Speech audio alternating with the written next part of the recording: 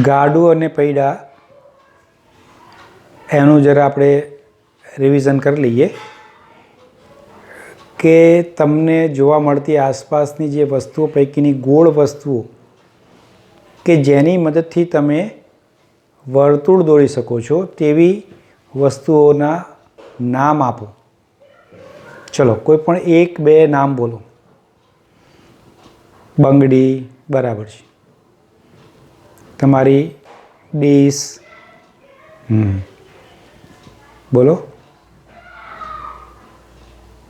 અચ્છા બોલની મદદથી ધારથી તમે દોરો તો વર્તુળાકાર થઈ શકે બરાબર છે. તો આવી વસ્તુઓની મદદથી તમે વર્તુળ દોરી શકો છો.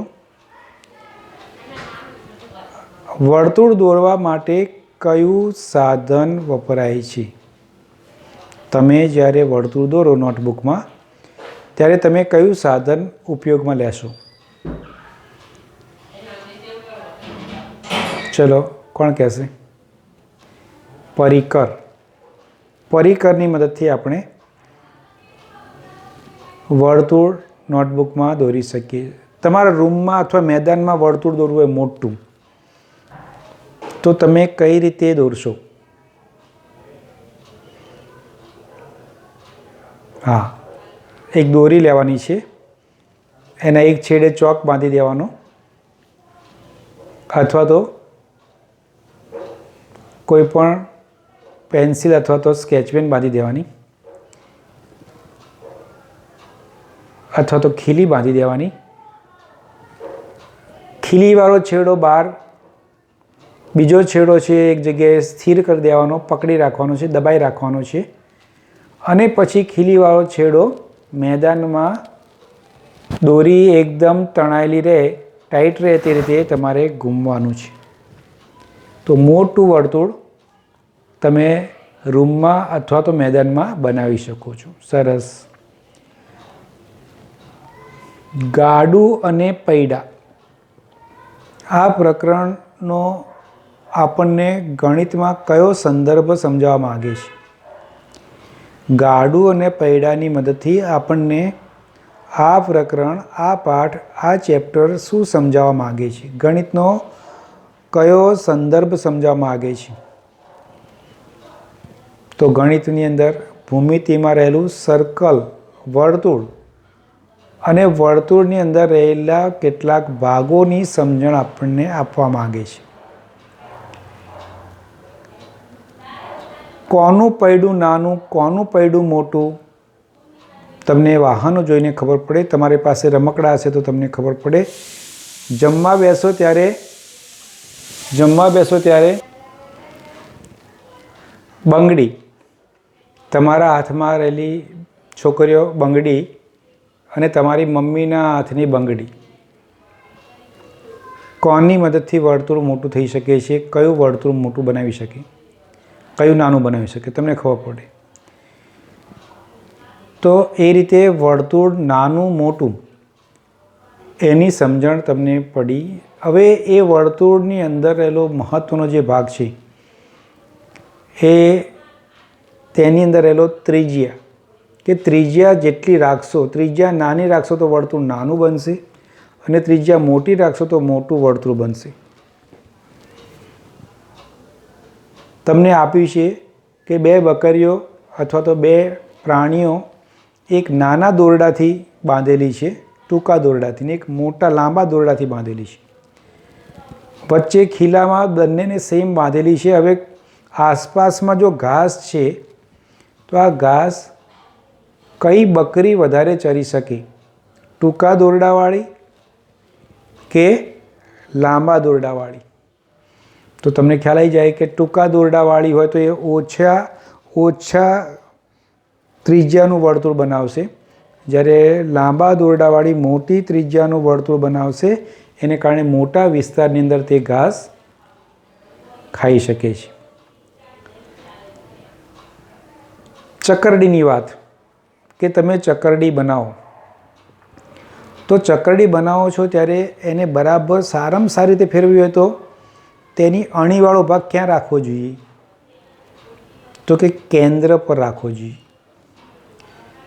આ કેન્દ્ર શું છે?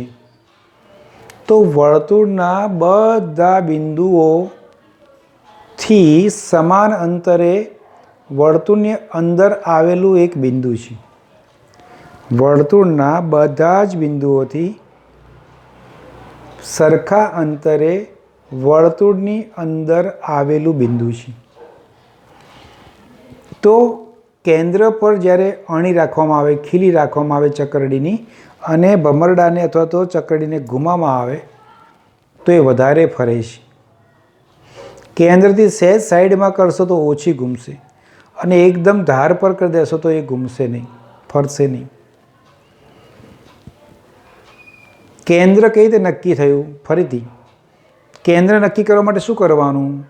તો મેં તમને સમજાવ્યું હતું કે જો તમારી પાસે કોઈ વર્તુળ હોય તો એને વાળી દેવાનું એક ફોલ્ડ, અને ફરીથી બીજો એક ફોલ્ડ વાળી દેવાનો, અને જ્યાં એની ચોકડી પડે છે તે પોઈન્ટ છે, તે બિંદુ છે, તેનું કેન્દ્ર બને છે. એ રીતે ન થાય તો જે વર્તુળ છે તેના મોટામાં મોટી જીવા દોરવાની, એટલે કે વ્યાસ દોરવાનો, બીજો એક વ્યાસ દોરવાનો, જ્યાં ચોકડી ક્રોસ થાય છે ત્યાં તેનું કેન્દ્ર ગણાય છે. તો તમારા ઘરની અંદર કોઈ એક ડીશ લઈ લો પ્લાસ્ટિકની, અથવા તો કોઈ એક તમારો વર્તુળાકાર કોઈ પણ ઘરનું એક સાધન લઈ લો, એનું કેન્દ્ર તમે નક્કી કરો. બંગડી લઈ લો, એનું કેન્દ્ર તમે નક્કી કરો કે આનું કેન્દ્ર આ હોય. કેન્દ્ર એ વર્તુળનો ભાગ નથી. એક જ વર્તુળમાં એક જ કેન્દ્ર હોય. એક વર્તુળમાં એક જ કેન્દ્ર હોય. કેન્દ્ર અનેક હોતા નથી. પણ વર્તુળ બનાવવા માટે ફરતે ફરતે ફરતે જે આ બિંદુ હોય છે તે અસંખ્ય હોય છે. વર્તુળના કેન્દ્રથી વર્તુળને જોડતી જે રેખાખંડ છે, જે લીટી છે, જે માપ છે, તેને ત્રિજ્યા કહેવામાં આવે છે. તેને શું કહેવામાં આવે છે? ત્રિજ્યા. ત્રિજ્યા, રેડિયસ. અંગ્રેજીમાં ઘણીવાર તમે સાંભળતા હો રેડિયસ. જેટલી ત્રિજ્યા નાની તેમ વર્તુળ નાનું, અને જેટલી ત્રિજ્યા મોટી તેમ વર્તુળ મોટું. એક વર્તુળમાં અસંખ્ય અનેક ત્રિજ્યાઓ હોય. એક વર્તુળની બધી ત્રિજ્યાઓના માપ સરખા હોય. હવે વર્તુળના કોઈ પણ બે બિંદુને તમે જોડો, વર્તુળ છે એના કોઈ પણ બે બિંદુને જોડો તો તેને જીવા કહે છે. તો વર્તુળના બે બિંદુને જોડતા રેખાખંડને વર્તુળની જીવા કહે છે. જીવા કહે છે. જીવાઓ અસંખ્ય હોય, પણ એમાં કેન્દ્રમાંથી પસાર થતી જે જીવા છે એ વર્તુળની મોટામાં મોટી જીવા બને, અને આ મોટામાં મોટી જીવાને વર્તુળનો વ્યાસ કહે છે, ડાયામીટર કહે છે. તો વર્તુળનો વ્યાસ એ સૌથી મોટી જીવા છે, અને તે હંમેશા ત્રિજ્યા કરતાં ડબલ હોય, 2 ગણો હોય. જો ત્રિજ્યા 5 સેમીની હોય તો વ્યાસ 10 સેમીનો થાય. ઊંધું, જો વ્યાસ 12 સેમીનો હોય તો ત્રિજ્યા અડધી એટલે 6 સેમીની થાય. તો વર્તુળ, વર્તુળનું કેન્દ્ર, વર્તુળની ત્રિજ્યા, વર્તુળની જીવા અને વર્તુળ માટેનો વ્યાસ. આ સમજણ તમને સમજાવવા માટે ગાડું અને પૈડા લીધા છે. ગાડી તમે લાવો, તમારા ઘરમાં ગાડી છે તો એ ગાડીનું પૈડું જુઓ ને ત્યારે આ બધી બાબતો તમારા ધ્યાનમાં આવવી જોઈએ, તો તમે આ ચેપ્ટર ભણ્યા એમ સમજાય. આપણને એક ચિત્રમાં ચકરડીનું આપ્યું છે કે કોની ચકરડી ફરશે. હવે તમારે એ સવાલોના જવાબ તમારી નોટબુકમાં જાતે લખવાના. તમને બકરી આવી છે કાલી અને લાલી, એના સવાલો છે તે તમારે જાતે વાંચીને લખવાના છે. કોનું વર્તુળ નાનું ને કોનું વર્તુળ મોટું એ સવાલો તમને ચોપડીમાં આપ્યા છે, તમારે જાતે લખવાના છે. તમારે વર્તુળ અલગ અલગ દોરીને વર્તુળની અલગ અલગ ડિઝાઇનો બનાવવાની, પરિકરની મદદથી અથવા બંગડીની મદદથી, અથવા એવા ખાસ પ્રકારના સાધન આવે છે કે એમાં વર્તુળ દોર્યા જ કરો તો અલગ અલગ પ્રકારની ડિઝાઇનો થઈ શકે. તો એવી ડિઝાઇનો તમારે બનાવવાની. પણ મગજમાં આપણી 4 બાબતો રાખવાની છે: વર્તુળનું કેન્દ્ર, વર્તુળની ત્રિજ્યા, જીવા, વ્યાસ. કોઈ એમ કે વર્તુળનું કેન્દ્ર એ વર્તુળનો ભાગ કહેવાય? તો કે ન કહેવાય.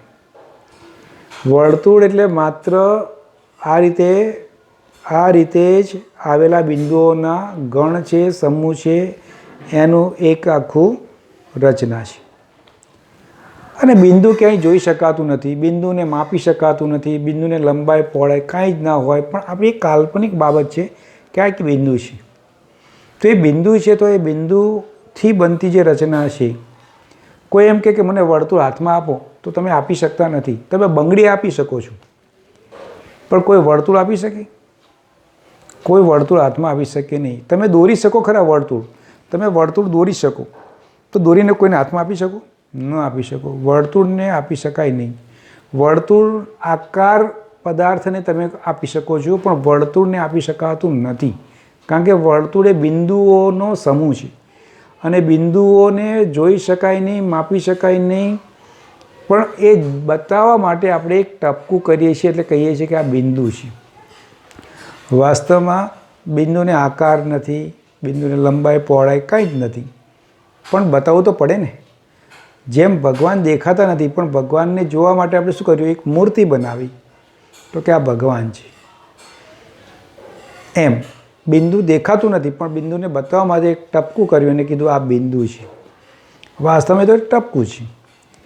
તો આ રીતે વર્તુળના જુદા જુદા તમારા સંદર્ભો સમજવા માટે તમારે ડિઝાઇનો કરવાની, અલગ અલગ ત્રિજ્યાના વર્તુળ દોરવાના, અલગ અલગ વ્યાસ મનના ધ્યાનમાં રાખીને વર્તુળ દોરવાના.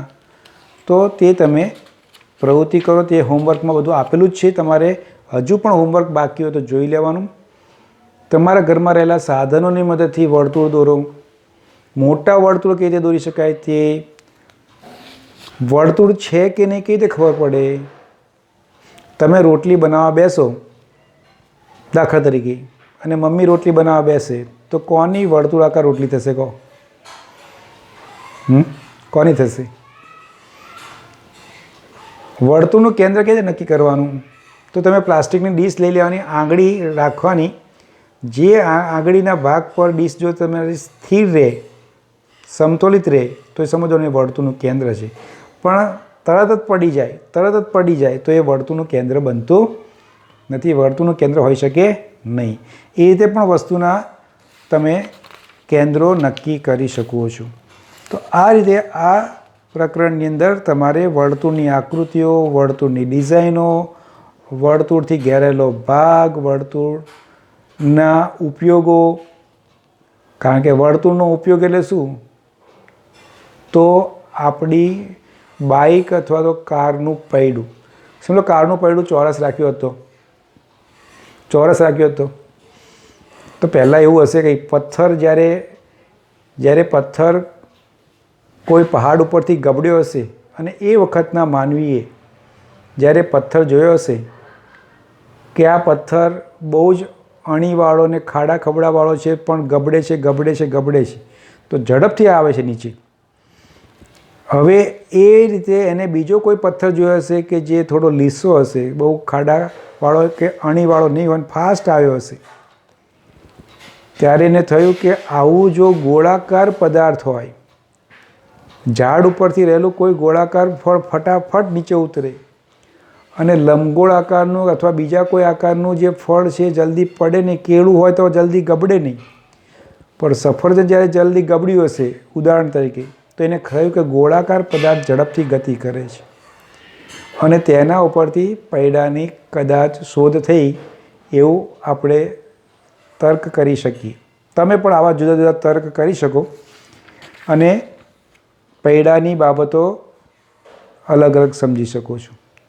તો આવી રીતે પૈડાની મદદથી, એટલે તમારે પ્રવૃત્તિમાં તમારી પાસે જો જૂની આવી રમકડાની ગાડી હોય તો એનું પૈડું નીકળી ગયું અથવા તૂટી ગયું હોય તો તેની તમે ચકરડી બનાવી શકો છો. વચ્ચેના ભાગમાં ખીલી નાખીને, મમ્મી કે પપ્પાની મદદથી કરજો, અને એ ખીલી નાખીને તમે ઉપરથી ઘુમાવજો, અને સાઈડમાં ખીલી નાખીને પછી ઘુમાવી જજો. આ બધી પ્રવૃત્તિ તમારે કરવાની છે, અને બરાબર વર્તુળ માં શું સમજવાનું, એનું કેન્દ્ર સમજવાનું, પૈડું નાનું છે કે મોટું છે એમ જોતી તરત ખબર પડી જાય. ત્રિજ્યા રેડિયસ નાની છે માટે નાનું પૈડું, એક્ટિવાનું પૈડું નાનું છે, કારનું પૈડું મોટું છે, રેડિયસ મોટી છે. રેડિયસની જગ્યાએ ડાયામીટર બોલો તો એક્ટિવાનું બાઇકનું રેડિયસ નાની છે, એ રીતે ડાયામીટર નાનું છે. પણ સાયકલ તમારી જે સાયકલ છે તે એનું મોટું ડાયામીટર છે, વ્યાસ મોટો છે, રેડિયસ મોટી છે. તો એ બધી બાબતો તમારે સમજવાની છે. તો આટલું જ સમજો. અહીંયા આગળ તમને ચોપડીમાંથી જે કંઈ સવાલો લાગે છે ને એ સવાલો હવે તમારે લખવાના છે. એટલે તમારા આ ચેપ્ટરમાંથી જાતે જ ચોપડીમાંથી સવાલો લખેલા છે એ શોધવાના મેં બધા સમજાવી દીધા છે. તો તમારે એવા 10 સવાલો તમારી જાતે ચોપડીમાંથી શોધો અને એના જવાબો તમારે જાતે કરવાના છે. અહીંયા આપણે પ્રકરણનું રિવિઝન કરીને આ ચેપ્ટરને આપણે પૂરું કરીએ છીએ. બધા મજામાં રહો, ખુશ રહો અને ભણવા માટે ભણવાનું છે, પરીક્ષા માટે ભણવાનું નથી. પરીક્ષા એ તો સાઈડ આપણી ઇફેક્ટ છે. પરીક્ષા એ સાઈડ ઇફેક્ટ છે, પણ ભણવું એ મહત્ત્વની વાત છે. આજે ભણવું બધાને ગમે છે, ભણવું બધાને ગમે છે અથવા કોઈને ભણાવવું ગમે છે. નાની વાત હોય ને રમકડા, કેટલાક છોકરાઓ મારી પાસે નાના હોય ને એ એમના રમકડા હોય ને હું ગોઠવવા જાઉં તો એ કે ના તમને નહીં આવડે, મને આવડે છે. એટલે એમને સમજાવવું છે. એટલે એ ભણેલા છે માટે ભણાવી શકે છે. એમ તમે બી ભણેલા હશો તો કોઈને ભણાવી શકશો, સમજાવી શકશો. તો એ બાબતો આપણે યાદ રાખીએ અને આપણે આનંદ કરતાં કરતાં ભણવું છે. માત્ર પરીક્ષા માટે ભણવું નથી. પરીક્ષા તો એક માપ છે, માપ કરવા માટે છે કે તમે દોડતા દોડતા કે કેટલું દોડ્યા, માપ છે. જેમ ગાડી હોય કે બાઇક હોય તો એમાં માપ હોય મીટરનું કે કેટલું દોડ્યું એમ, એ જોવા માટે છે. બાકી દોડવું એ તો મહત્ત્વની વાત છે. તો આપણે આ બધું સાથે મળીને કરતા રહીશું.